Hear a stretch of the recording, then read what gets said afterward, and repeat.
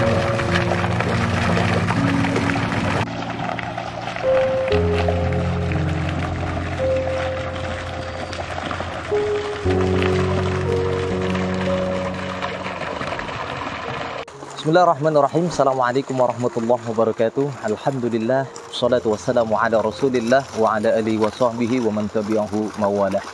Saudara-saudaraku, muslimin, muslimat dimanapun anda semua berada, yang insya Allah dirahmati dan diberkahi hidupnya oleh Allah Subhanahu wa ta'ala. Setiap ibadah yang kita kerjakan, pasti harapan kita adalah yang pertama mengharapkan ridho dari Allah. Kenapa kita mencari ridho dari Allah? Jawabannya, kalau Allah sudah meridhoi ibadah kita, maka insya Allah surga menjadi hadiah untuk kita. Hati-hati, tujuan kita yang pertama bagaimana mencari ridho dari Allah. Jangan mencari surga dulu. Sebab surga ini adalah hadiah. Kalau Allah meridhoi semua ibadah kita, pasti surga akan kita dapatkan. Yang menjadi permasalahan bagi kita adalah, pengenkah kita mencari surga, ataukah kita menginginkan surga yang mencari kita? Tentunya kita ingin surgalah yang merindukan kita, insya Allah. Nah, orang yang mendapatkan ridho dari Allah dalam hal ibadahnya, maka insya Allah dia akan mendapatkan surga Jannatul Na'im. Pada kesempatan kali ini, Al-Fakir akan menyampaikan ciri-ciri orang yang diharamkan oleh Allah, badannya tersentuh oleh api neraka. Mudah-mudahan kita semua termasuk golongan-golongan yang dimaksudkan oleh Rasulullah ini. Dalam hadis yang diriwayatkan oleh At-Tirmizi, akhbirukum bimang tahrumu alaihin nar.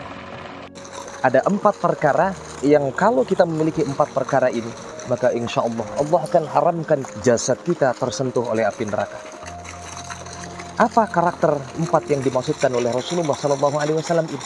Yang pertama kata Rasulullah adalah hayyinun. Apa itu hayyinun? Orang yang hatinya selalu tenang.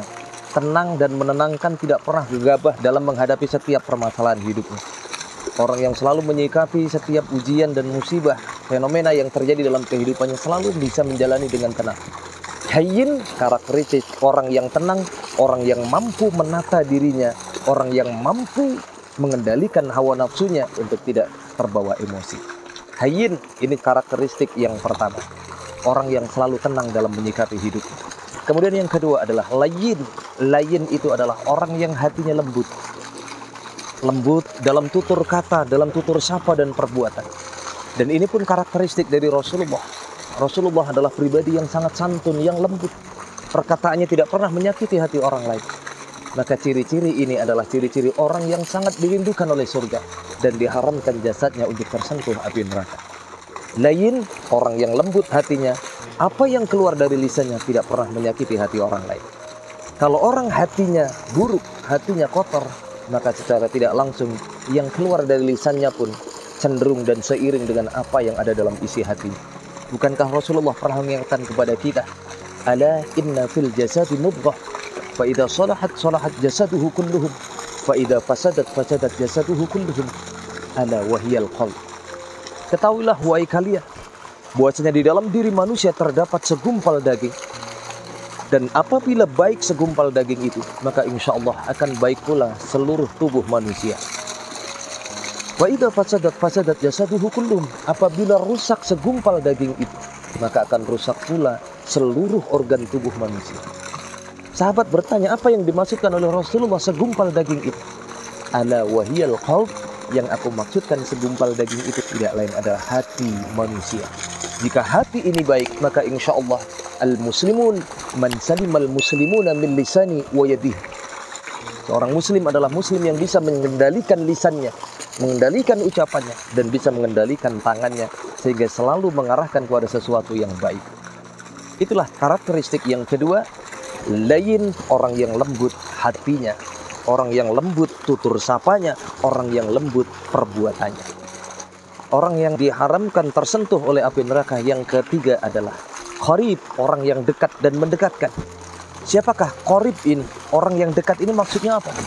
Orang yang senantiasa gemar menjalin silaturahim, orang yang menghidupkan silaturahmi, orang yang selalu menjaga ukhuwah Islamiyah antar sesama muslim.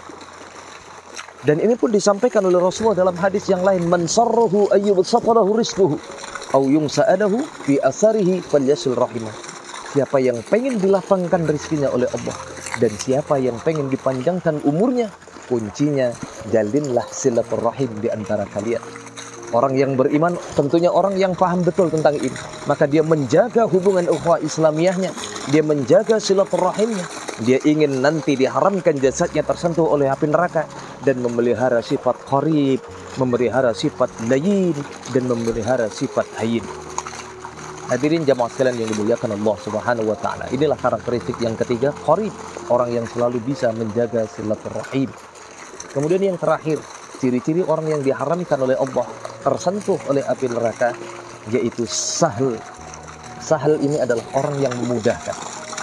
Orang yang memudahkan, artinya tidak pernah mempersulit orang lain. Maka Rasulullah menyampaikan, yassir wala tu'assir, mudahkan, jangan engkau persulit. Nah, karakteristik yang keempat ini adalah orang yang gemar menolong orang lain, tidak mau mempersulit saudaranya. Apalagi karakter ini jika dimiliki oleh seorang pemimpin, maka insya Allah negeri kita atau kampung kita atau wilayah kita yang dipimpin oleh seorang pemimpin yang memiliki karakter sahal ini, orang yang memudahkan orang lain, maka insya Allah kampung kita akan maju, wilayah kita akan maju, dan negara kita akan tentram jika memiliki seorang pemimpin yang memiliki jiwa sahal, orang yang selalu menolong sesamanya. Dia tidak mau mempersulit orang lain. Maka orang-orang yang memiliki karakter seperti ini, insya Allah jasadnya akan diharamkan oleh Allah terhadap api neraka. Yang menjadi pertanyaan sebagai kesimpulan kita adalah, jika seseorang diharamkan jasadnya tersentuh oleh api neraka, mana tempat yang layak untuk orang tersebut? Jika neraka diharamkan olehnya, maka otomatis surga akan menjadi jaminan dan tempat bagi orang. Inilah yang menjadi harapan kita semua. Mudah-mudahan kita semua insya Allah diselamatkan hidup kita dunia dan akhirat, dan kita semua diharamkan jasad kita untuk tersentuh api neraka, dan terutama lagi mudah-mudahan kita bisa memelihara 4 sifat yang dimaksudkan oleh Rasulullah sallallahu alaihi wasallam. Amin ya rabbal alamin. Kurang lebihnya mohon maaf. Wallahul muwaffiq ila aqwamit thoriq. Wassalamualaikum warahmatullahi wabarakatuh.